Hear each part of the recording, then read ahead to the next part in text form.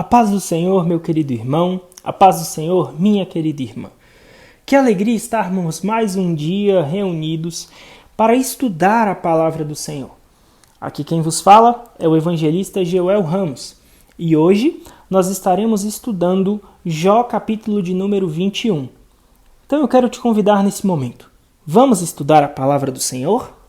Meu querido, no nosso estudo de ontem, nós pudemos observar claramente algumas questões que Zofar trouxe em seu discurso no sentido de que a vida do ímpio é breve, o seu prazer é temporário e a morte é dolorosa. Só que nós observamos que Zofar ele tenta trazer essa argumentação imputando sobre Jó condutas que, na verdade, não eram do perfil de Jó. E aí a gente observa que no capítulo de número 21, Jó, depois de suplicar mais uma vez pela compreensão e ajuda de seus amigos, responde às declarações de Zofar. E a gente observa que Jó ele refuta cada uma das declarações que Zofar fez, né? A gente observa, inclusive, que Jó traz seu ponto de vista demonstrando justamente, por exemplo, Zofar diz que a vida do ímpio seria breve. Só que Jó, em determinado ponto, ele diz, poxa, você diz que a vida do perverso é breve, né? Só que, do meu ponto de vista, isso Jó dizendo, parece que os perversos têm uma vida muito mais longa. Os perversos raramente enfrentam algum tipo de calamidade. A gente vai observar isso no capítulo de número 21. E ainda que a morte desses perversos, não é tão diferente da morte dos outros indivíduos. Então, no capítulo de número 21, a gente observa que Jó contesta cada ponto do discurso de Zofar e ele sepulta completamente a argumentação de Zofar. Só que é muito interessante que o capítulo ele começa ali inicialmente, né, nos versículos iniciais, a gente observa uma súplica de Jó, pedindo para os seus amigos que procurem compreender o que ele está sentindo, né? Ele praticamente olha e diz, poxa, vocês estão aqui querendo me consolar, mas fiquem um pouquinho quietinhos e ouçam aqui o que eu tenho para dizer, né? E é interessante porque nós temos um ditado muito conhecido, né? Que nós temos 2 ouvidos e uma boca para ouvir mais e falar menos. E até essa altura, os amigos de Jó pensavam que as suas palavras estavam encorajando Jó. Só que, pelo contrário, a gente percebe que as palavras dos amigos de Jó estavam levando ele para baixo, né? Tanto é que quando a gente estudou lá no capítulo 13, a gente observa que Jó, inclusive, em determinado momento, ele diz que o silêncio dos amigos dele seria muito mais encorajador do que a multidão das palavras deles. Né? Então, a gente observa isso. E aí, no capítulo de número 21, Jó ele traz uma afirmação de que a queixa dele não era contra os seres humanos. Ele não tinha queixa contra os seres humanos, mas sim contra Deus. Né? Contra Deus. Porque na concepção de Jó, os seres humanos não haviam causado as suas aflições nem podiam aliviá-las. Ele estava impaciente nessa altura porque Deus não havia respondido. É o que a gente vê no versículo de número 3 do capítulo 21.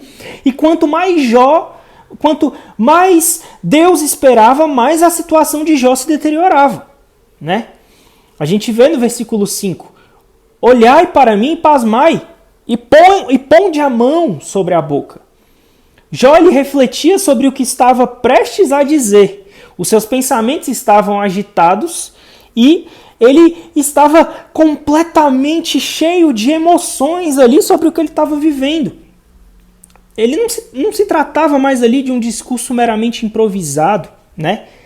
Pois ele se referia a verdades mais essenciais acerca da vida e da morte. E a gente observa, meu querido, que se os amigos de Jó estivessem em seu lugar, eles veriam a situação com outros olhos e falariam de outro modo. Então a gente observa que no capítulo de número 21, Jó ele olha para os seus amigos e pede um pouquinho mais de misericórdia da parte deles. E aí então ele começa a refutar as alegações de Zofar. Ele começa refutando o discurso de Zofar e ele começa justamente com uma pergunta, né? Como é, pois, que vivem os perversos, envelhecem e ainda se tornam mais poderosos? Ele chega a dizer, os perversos, eles são cercados de proteção, seus filhos e lares estão em segurança, seus negócios prosperam, eles têm uma longa vida para desfrutar a sua prosperidade. E Jó continua dizendo, além disso, tem muitos descendentes que compartilham e desfrutam a riqueza da família. A morte do perverso é súbita, ele não agoniza dia após dia ansiando por livramento, né? E claro que, analisando com muito cuidado, a gente percebe que a situação de Jó era exatamente oposta. Jó tinha perdido a sua família, Jó tinha perdido as suas riquezas, Jó estava sofrendo cada vez mais enquanto esperava a morte chegar. Porém, não há coisa mais triste do que ver os perversos deixarem Deus de fora de sua vida e ainda assim prosperarem. Era isso que Jó estava entendendo naquele momento, quando a gente analisa o versículo 14 e 15. Eles não querem saber do Senhor, eles dizem, fique longe de nós, deixe-nos em paz. Jó traz até uma demonstração no sentido de que eles não querem nada com Deus. Nada com Deus. Eles vivem as suas vidas, têm sucesso, não atribuem o seu sucesso ao Senhor e ainda assim nada acontece com eles. Nada acontece com eles. Jó apressou-se em dizer que essa não era a sua filosofia de vida. Pelo contrário, no versículo 16 ele diz, vede, porém, que não provém deles a sua prosperidade. Longe de mim o conselho dos perversos, ou seja, eu não vivo essa vida. Eu não sou assim. Porque os perversos se vangloriam de suas riquezas, mas a gente se lembra muito bem lá no capítulo de número 1 que Jó reconhecia que tudo vem de Deus, não à toa ele disse, Deus me deu, Deus tomou, bendito seja o nome do Senhor. Então a indagação que nasce em meu coração, e acredito que nasce no seu também, meu irmão, é por que os 3 amigos de Jó o julgavam perverso? Por quê? Por quê? E sabe, queridos, a gente precisa observar as coisas com muito cuidado. Muito cuidado. Porque como será que a gente está vivendo a nossa vida? Será que a gente tem na nossa vida a ótica de Jó de entender que tudo que nós temos vem de Deus, todas as coisas que nós temos vêm de Deus, a nossa casa, o nosso carro, as nossas riquezas, o nosso trabalho, tudo vem de Deus? Ou será que a gente tem vivido uma vida conforme os ímpios, que acreditam sinceramente que com a força do seu braço são capazes de construir os seus castelos? Queridos, nós precisamos ter visão espiritual.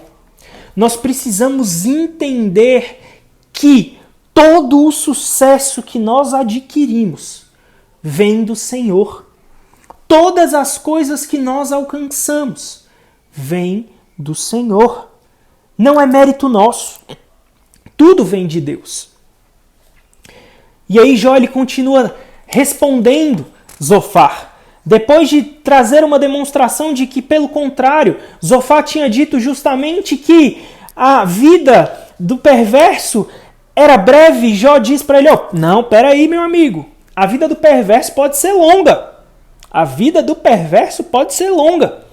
E aí Jó traz todas essas alegações. Jó ele bate em uma segunda situação. Será que os perversos também não sofrem tragédias? E ele faz essa pergunta. Ele faz essa pergunta. Com que frequência a tragédia assola os perversos? Com que frequência vemos demonstrações da ira de Deus contra as pessoas do mundo? Quantas vezes são como a palha diante do vento e como a pragana arrebatada pelo redemoinho? Versículo de número 18. E aí Jó continua dizendo, porém, se Deus não julga os ímpios, certamente julgará seus filhos.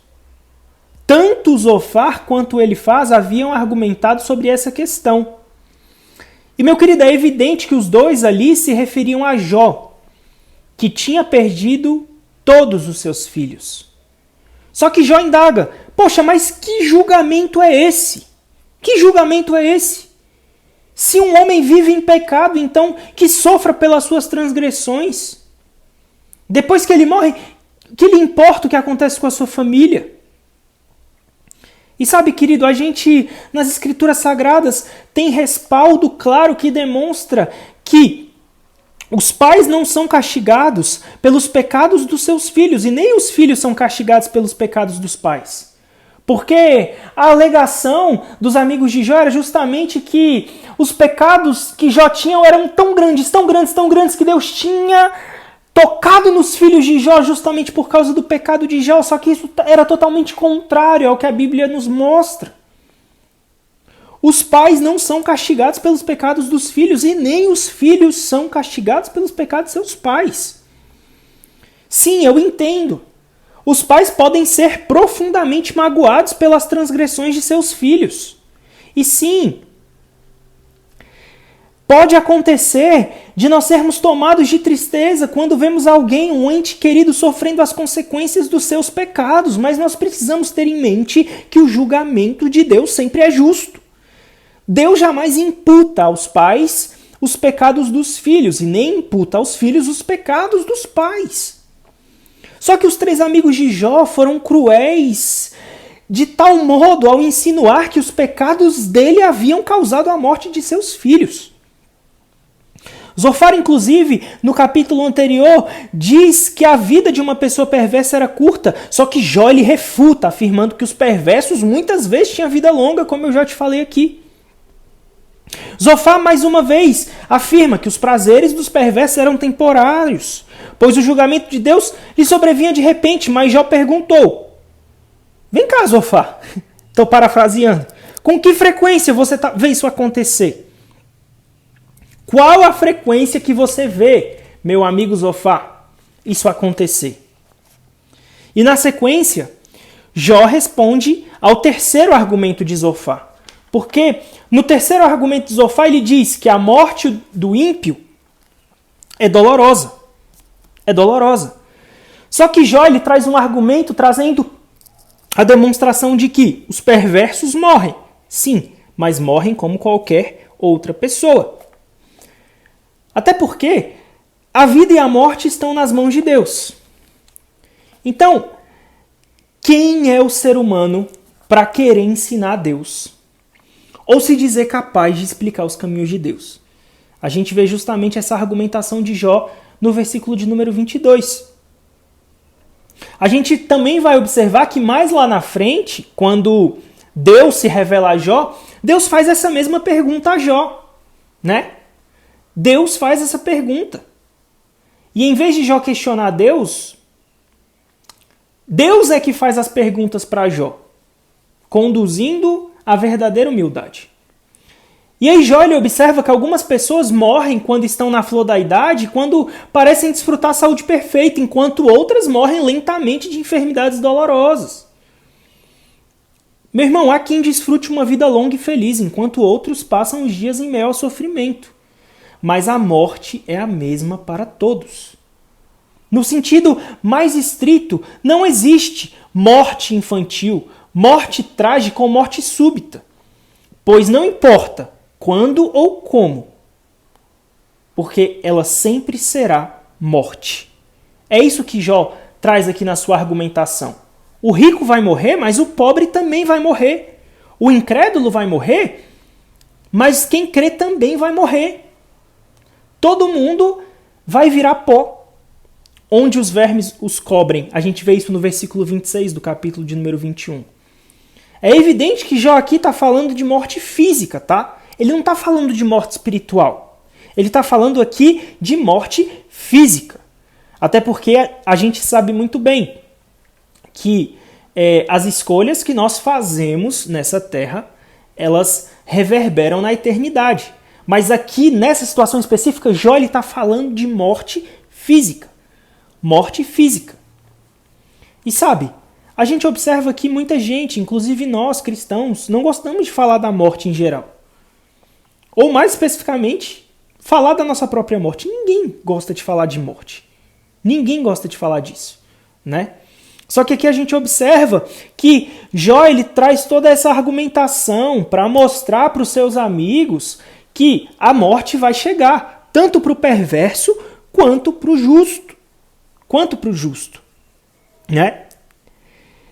E aí, continuando no versículo 27, Jó ele diz: vede que conheço os vossos pensamentos, disse Jó aos seus amigos, né? Jó ele percebe que o discurso não havia convencido os seus amigos e ele sabia exatamente o que seus amigos iriam dizer quando terminasse de falar. Aquilo que eles haviam dito sempre, e antes, e antes, e antes. E a gente observa que Jó ele sempre cita a declaração de seus amigos para refutar essas declarações. E ainda assim ele esperava ouvir discursos diferentes outra vez, porque ele estava percebendo que os seus amigos estavam 100% focados naquilo que eles acreditavam. Jó pergunta aos seus amigos se em alguma ocasião haviam investigado qual era a situação de outros lugares fora da sua terra natal. Né? E a gente observa que em seguida ele inclusive faz uma pergunta muito pessoal aos seus amigos. Jó ele pergunta para os seus amigos: se vocês acreditam mesmo que os perversos estão destinados a morrer prematuramente, vocês já advertiram essas pessoas? Se vocês estão tão obstinados em dizer isso, que o perverso vai morrer prematuramente, vocês já advertiram essas pessoas? Vocês já falaram para eles francamente que eles têm que mudar de vida? E aí eu imagino que caso seus amigos tivessem respondido: nunca conversamos com os ímpios sobre o que o futuro lhes reserva, então Jó teria dito: então por que estão advertindo um homem justo sobre o futuro dele? E aí a gente observa aqui no capítulo 21, as palavras finais de Jó deixam claro para os 3 amigos que ele não confia naquilo que dizem. Ele não confia.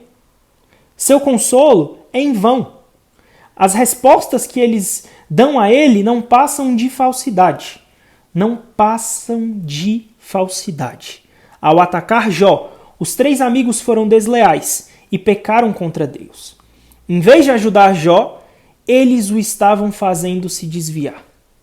Eles o estavam fazendo se desviar. Então, meu querido, o que a gente pode aprender com tudo isso? O que a gente pode aprender é que nós temos que olhar para dentro de nós mesmos e pedir ao Senhor: Senhor, ajuda-me para que eu não seja alguém que aumente o fardo de ninguém. Me ajuda, Senhor, a ser um bom amigo, para que no momento de dificuldade das pessoas que me cercam eu possa ajudá-los e não atrapalhá-los. Infelizmente, Bildade, Zofar e Elifaz não faziam essa oração e pediam ao Senhor esse tipo de coisa.